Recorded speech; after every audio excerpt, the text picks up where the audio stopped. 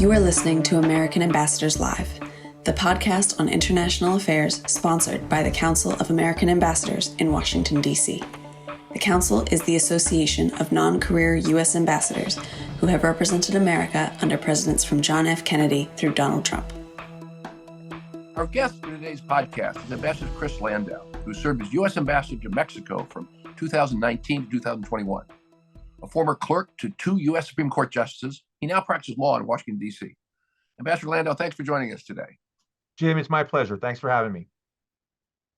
So a very high visibility issue in the United States and probably other places too is migration across the border from Mexico to the United States. And it's been an issue for years. It certainly was an issue when you were ambassador and is an issue today. Let's start off by talking about how is migration today the same and how is it different from the last several decades?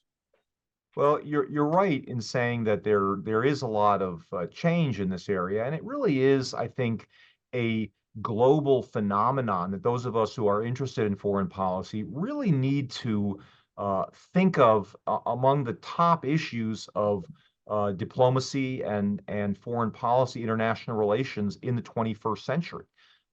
We have a globe with 7 or 8 billion people now, and there are many parts of the world that are marked by poverty and political instability, violence, and other parts of the world with a lot more economic opportunities. So, at a global, at a meta level, I think this is going to be one of the major challenges for policymakers, really internationally in the century. With respect to the U.S. Mexico border in particular, it has seen a massive change just in the last 10 or 15 years, where traditionally, we've always had some issues with our border and protecting its integrity. But traditionally, until very recently, the people trying to enter our country over that southern border with Mexico were mostly adult male Mexicans looking for economic opportunities and work. And our immigration laws were kind of set up to deal with that. Now, however, in the last few years, and I think your question was alluding to this, the situation at the border has changed entirely. And Mexicans are now in a minority of people trying to enter the United States over that southern border. You have folks, first and foremost, from other countries in the region, particularly in Central America, Guatemala, Honduras, in particular, but then a little further afield, Venezuela, Cuba, and frankly, from all over the hemisphere, Brazil, Chile. One of the things that's changed, Jim, is that the Darien Gap in Panama that used to be an impenetrable jungle, just in the last 5 years has basically opened up.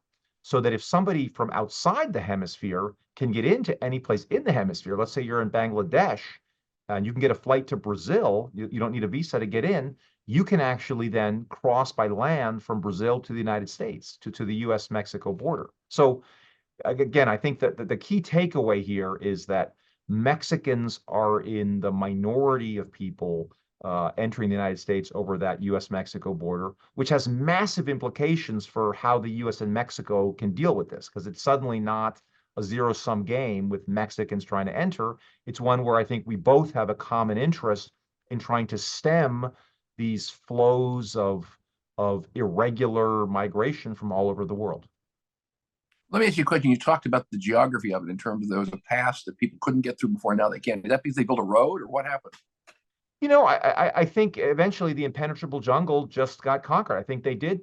I don't know if it's a road with asphalt like you might see as part of a highway, but the Pan American Highway goes from Alaska all the way to Patagonia, but traditionally you had to get on a ship to get around that little bit in Panama, the Darien Gap. I believe now it is certainly passable at least on foot. I mean, look, I'm not saying this is like a luxury travel destination or experience. I think it's still pretty rough in that area. I think my understanding is it's still pretty rough jungle, but it is no longer the kind of physical barrier. And again, that has massive implications, because that means that basically anyone from anywhere in the world who can get into anywhere in the Western Hemisphere now can get to our border. And therefore, for the U.S., the migration issue is not a U.S. Mexico bilateral issue. It's really something that, in my view, should be at the forefront of our global diplomacy. In other words, going back to my hypothetical with Bangladeshis who can make their way to Brazil, that's something that our embassy in Bangladesh should be dealing with, our embassy in Brazil should be dealing with, and our embassies all along the route, Colombia, Panama, Costa Rica, Nicaragua, Honduras, Guatemala. Like, if you wait until folks are in Mexico, it is way too late to stop this. I think it's going to require a global effort. Is it your impression that both our embassies in those countries, but also the countries themselves, are really not focused on this transnational migration south of the Mexican border? I think that is largely true, Jim. I mean, when I was ambassador to Mexico, this was very apparent to me. I kind of felt like, okay, this, problem has been dropped on my doorstep. But again, the people didn't show up in Mexico magically. And they were going through all these other countries. I said, well, what are we doing along the way? And, why is this, priority number one in the relationship with Mexico, but not priority number one in the relationship with all these other countries? And I actually reached out to some of these other embassies. And to be honest with you, I was pretty disappointed and frustrated at the level of response that I got. Again, for those of you who have been in the Foreign Service State Department, you may not be surprised. It was basically like, hey, stay in your lane. Like, we all report to Washington. And so, like, this isn't really, this isn't your lane. And again, I understand that.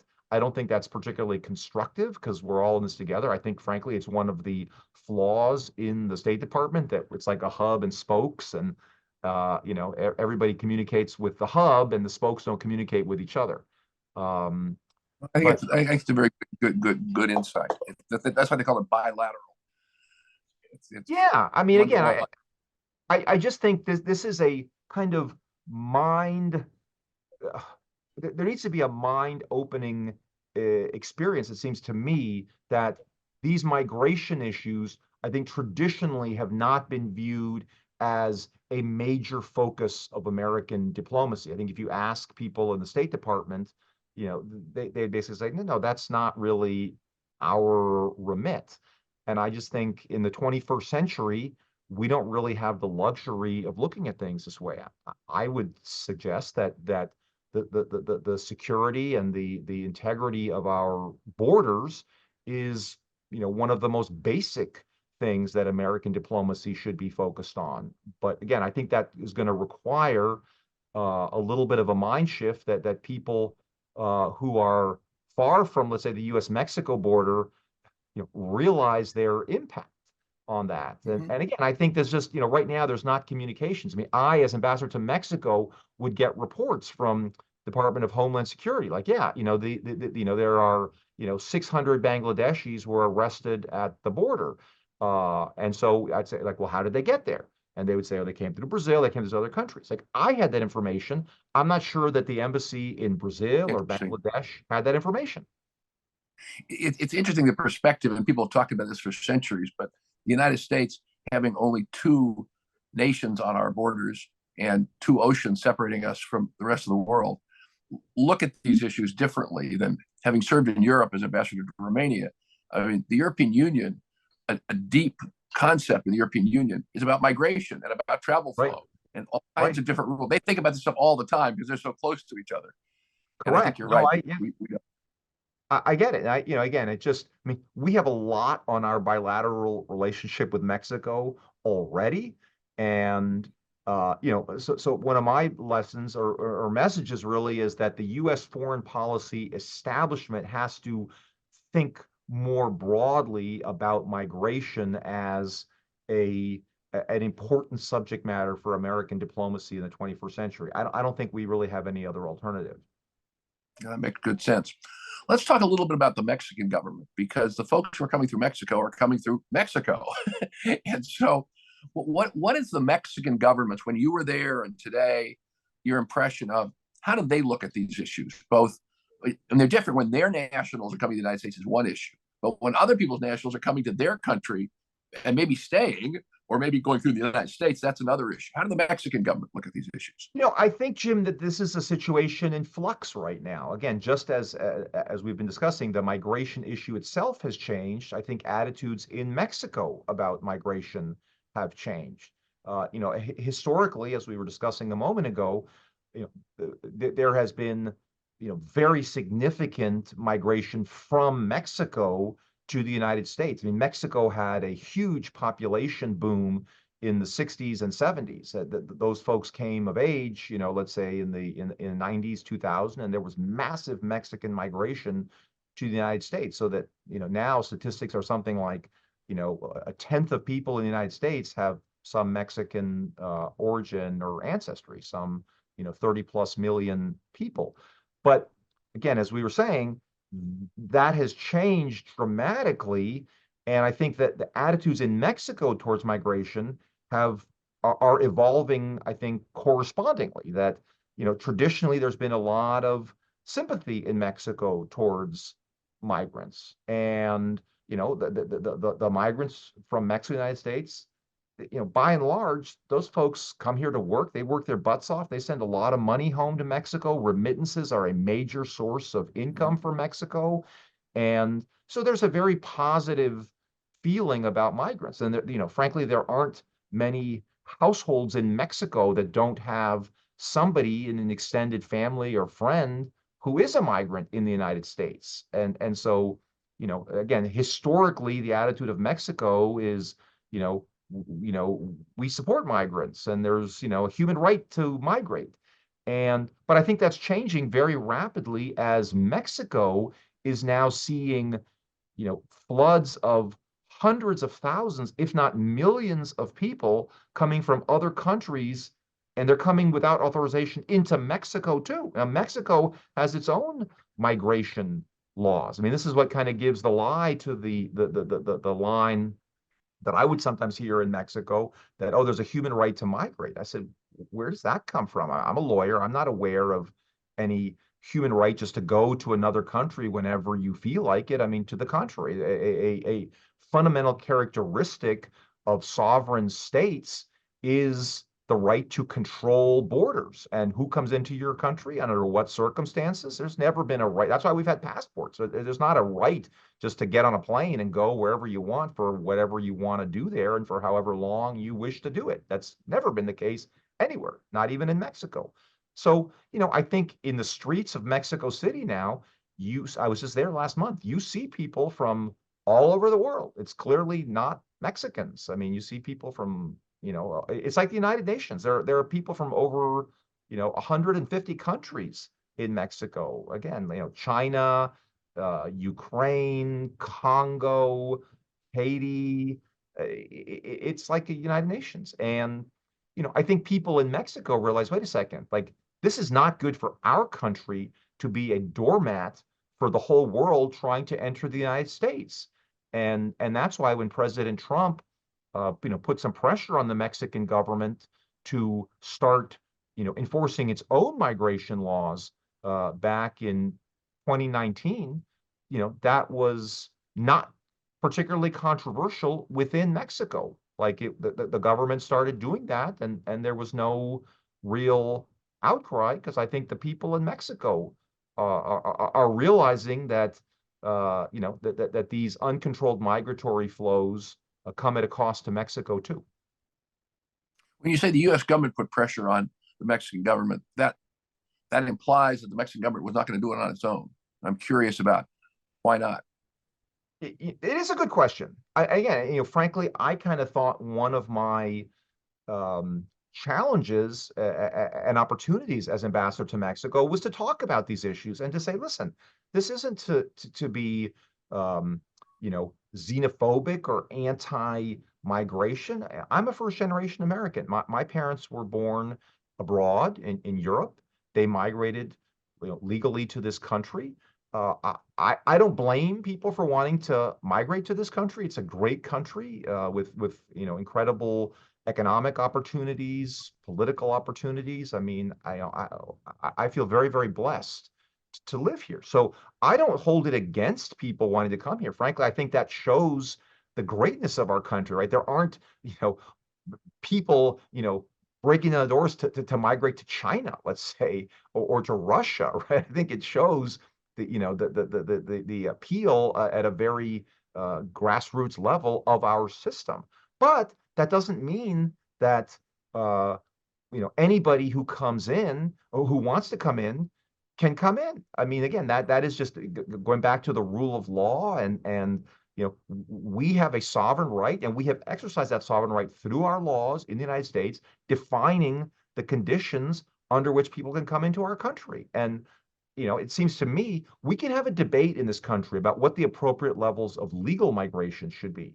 But to me, there should be no room for debate as between legal and illegal migration, right? Illegal migration favors no one. If somebody arrives here illegally, they're forced to live in the shadows, right? I mean, they can't, call upon the police, upon the medical system, upon the many safeguards we have in workplaces. We have all these fabulous laws, but if you're living in the shadows, you can't call upon these laws. You can't go back and celebrate your mother's birthday, or go to your father's funeral, or introduce your children to your parents. You're stuck in this country. And again, that's not in anybody's interest. So I find it very frustrating that in our country, we don't seem to be able to have a consensus that says, listen, again, let's all agree that we should be against illegal migration by definition. Let's just talk about what are the appropriate levels of legal migration, and frankly, other forms of legal access to this country, like work permits. So there was a famous program in the 40s and 50s called the Bracero program. It really gained steam in World War II when there was labor shortages within the United States. A lot of Mexicans came to the United States, worked here legally under certain work permits, and then went back to Mexico. A lot of these folks actually don't want to migrate here in the sense of Right. putting down roots Absolutely. here. Absolutely They right. just want to earn some money and go back to their pueblo. Yeah, no, absolutely. I mean, I certainly saw that in Europe as well. And you see, Europe has really a different approach to this. They have a very robust work permit system. They have all kinds of more nuanced, both migration and temporary movement rules than we do. Let me ask you a question, and you may or may not be an expert on this. How are Mexican immigration laws the same or different than American immigration laws? Do you have a sense of that? I have a general sense that in Mexico, there aren't criminal penalties for this. So that was something that I often heard, that, well, this is not a crime. Huh. I said, look, to me, that's not really, whether it's a crime or a civil offense, it doesn't seem to me to go to the heart of the matter. I mean, Mexico certainly, does not allow just anybody to come into its borders. I mean, right, at least the laws on paper. Now, in Mexico, as in many other parts of the world, there is a vast gulf between what the laws say on paper and the way that they Mhm. are enforced or not enforced in practice.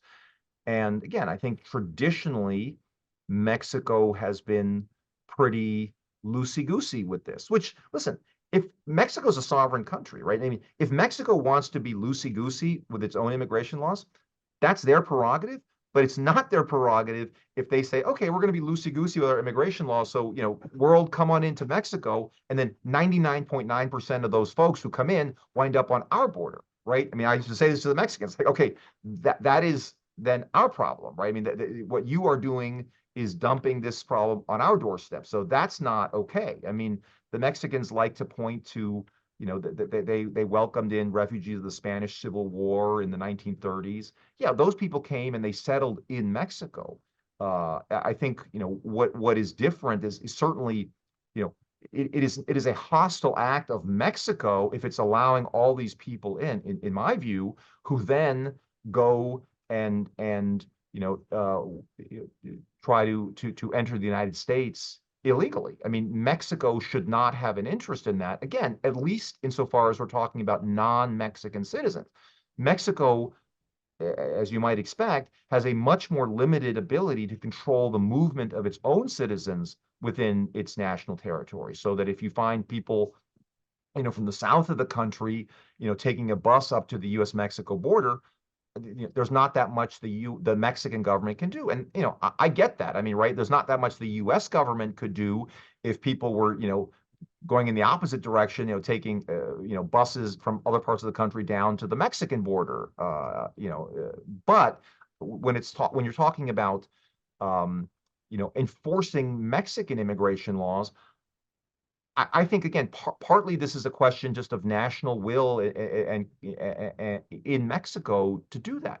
And listen, again, I should say, you know, Mexico traditionally has not had a particularly effective civilian law enforcement system in the country writ large. And that's not limited to migration issues. That's true in all kinds of law and order issues. I mean, I'm sure people have heard about, Mexico's challenges in this regard. So, to some extent, I think it's a lack of political will, but to some extent, Mexico just has a certain level of dysfunction that has existed in that country forever, since colonial days. So I do think that it is very dangerous for the United States to think that we can outsource the enforcement of our immigration laws, or for that matter, our drug laws, to Mexico. If that is our approach, I'm afraid that we are doomed to failure if we think that That's interesting. just ask the Mexicans to handle it. Now that's very, very interesting. Well, let's talk a little bit about policies of the U.S.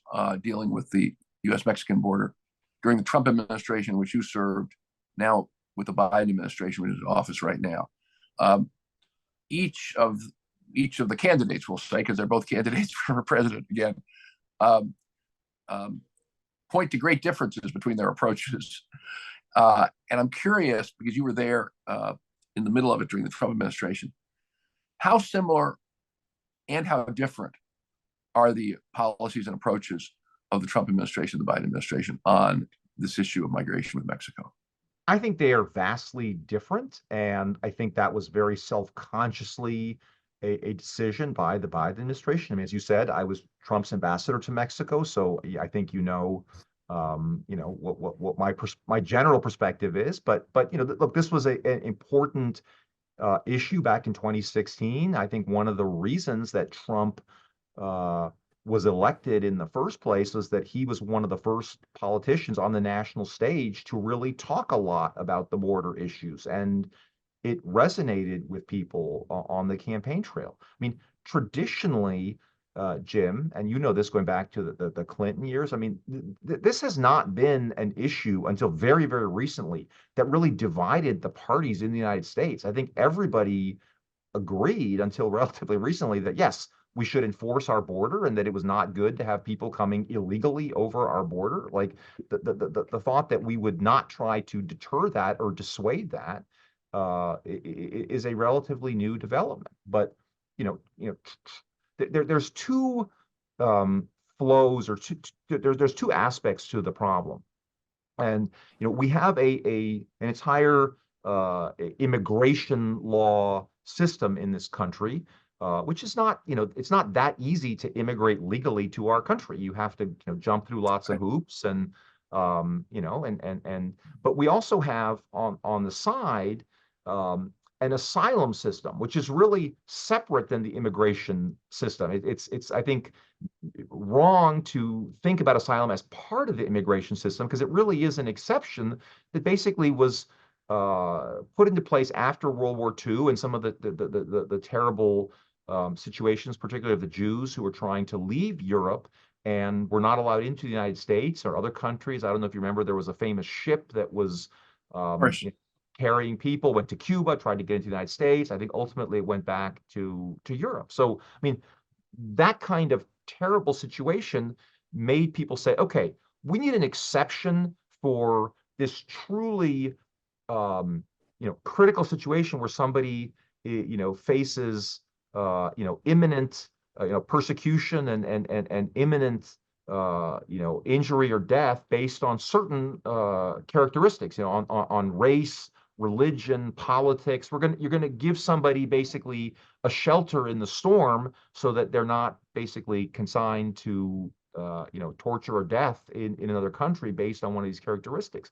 Well, I think what has happened is that the asylum, let's say, asterisk or exception has kind of swallowed the entire immigration system. If you start to say, well, asylum means anybody who's facing violence or poverty in their countries can come in under the asylum laws, and they all face a well-founded fear of persecution. If you water that standard down, obviously it winds up sucking up the entire migration laws. And so I think what has happened is that there's a lot of NGOs and such that have gone down to the border, and they say to migrants, okay, when you get into the United States, you just say, I have this well-founded, fear of persecution because in my village, I would be executed by the drug gang. I've run afoul of them, and then they'll let you in. And then the thing is, if enough people come and claim asylum at once, let's say you have hundreds of thousands or millions of people claiming this,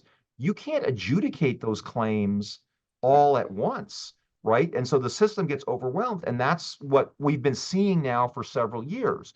What the system was doing was basically saying, okay, well, here's your court date. We'll see you in 5 years. Enjoy your time in the United States. And actually, if you have an asylum claim pending, you can work. You have the right to work, and you have all these other rights. Anyway, long story short, I think there's no question that there is widespread abuse of that asylum system.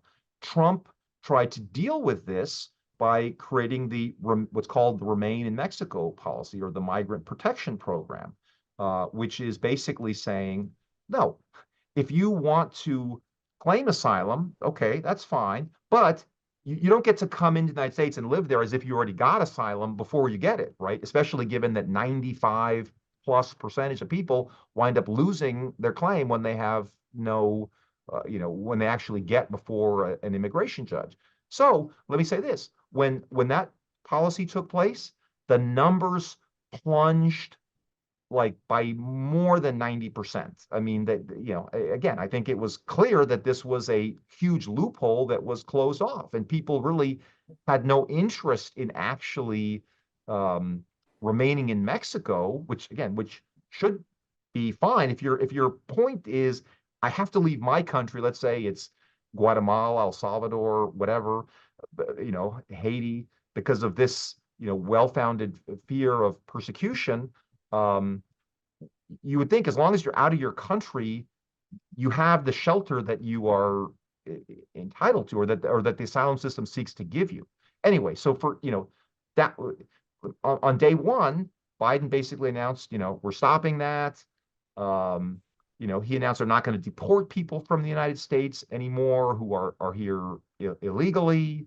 I don't know, there was a whole series of Trump measures to control migration, and really to deter migration, illegal migration, that were taken out. And again, I think we've all seen the results of that. That people are. Let me ask you. Sorry, go ahead. Let me ask you a question about that. So you make I think it was a very helpful explanation of the distinction between traditional immigration and asylum seeking. I think that's really helpful for people to understand that.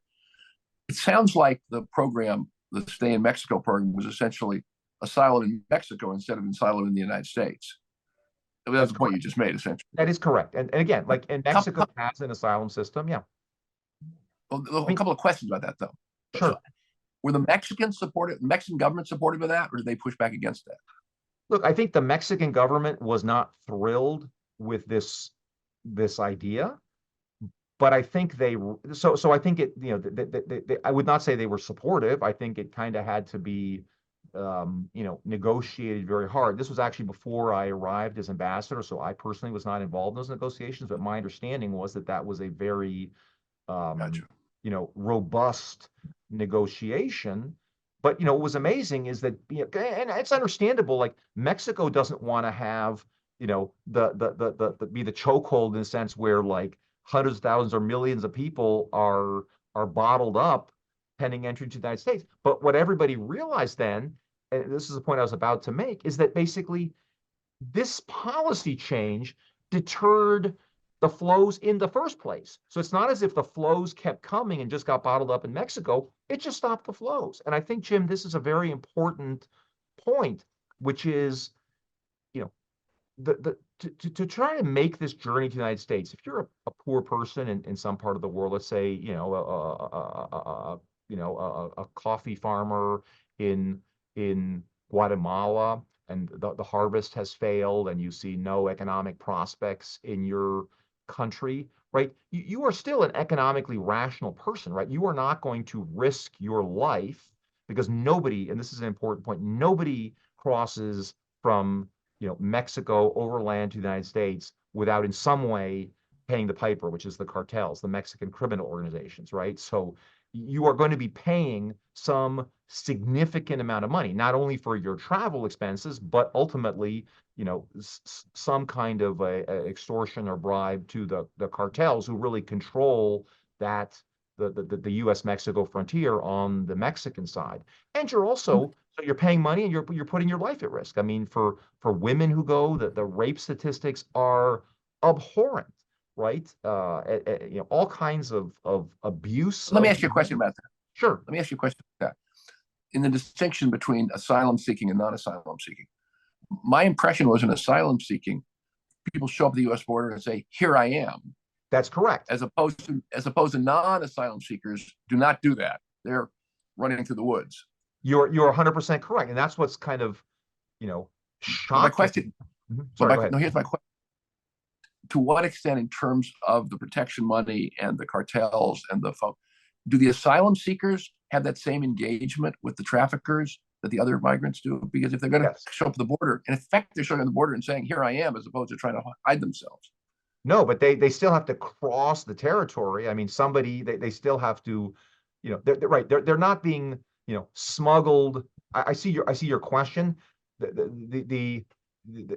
Clearly the people who are like being smuggled across the mountains or in these remote areas between ports of entry, require the assistance of the cartels. But let me tell you, the ports of entry on the Mexican side are also controlled by the cartels, and the land routes in Mexico. If you show up in southern Mexico and you want to make it up to the border, right, you have to get on a bus or a train, or of course. There are always, believe me, the Mexican criminal organizations are very good about extorting money out of people. So, just to physically get across Mexico requires paying all kinds of bribes, even if you're an asylum seeker. So again, there is great risk and expense for everybody. And my point is only, people are economically rational at the end of the day, right? So they're not going to undertake this very dangerous and expensive journey, where a lot of them basically wind up in indentured servitude if they get into the United States, because they have to pay back these bills. It's kind of like a layaway plan, or pay later, because they can't even come up with the money up front. So anyway, they don't do that if they think they're not going to get in, or they're not going to, if they get in, they'll be deported.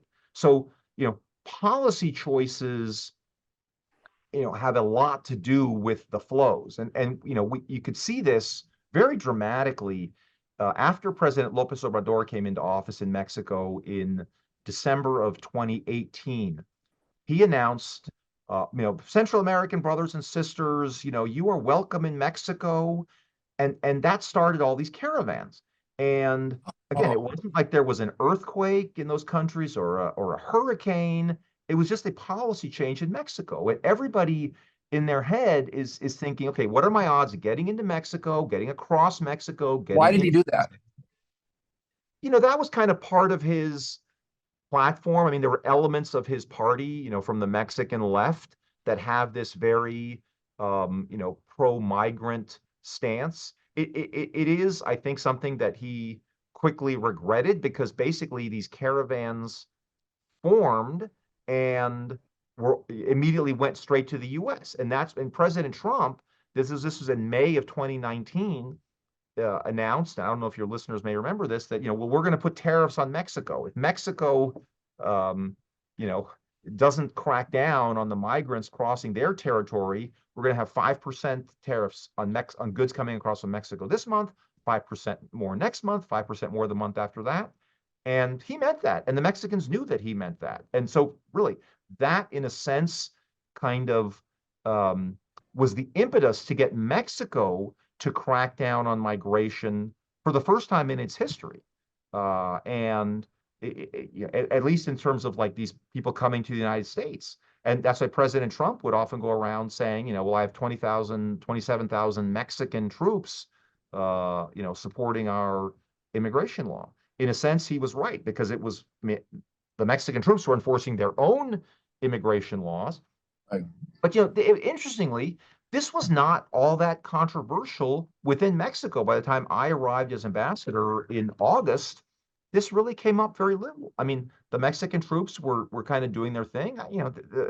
One can question their effectiveness, but it was a major shift. And again, I think that popular opinion in Mexico is changing, I think, very rapidly as people suddenly see a lot of these, migrants from all over the world in their streets. They say, well, this is really not good for Mexico. And I think people kind of realize that if they don't get this under control, Mexico, which is not nearly as big a country as the United States, could be swamped with a lot of these folks. It is a problem for Mexico. Ambassador Landau, thanks for joining us today. Very interesting discussion. It's my pleasure. Thanks. I hope it was enlightening, and I really do feel that these migration issues are going to be some of the most important diplomatic issues of the 21st century, and whether we agree or disagree on them, I think we just have to at least start by acknowledging that they really are important, and it's going to be hard to talk about foreign policy without talking about these issues.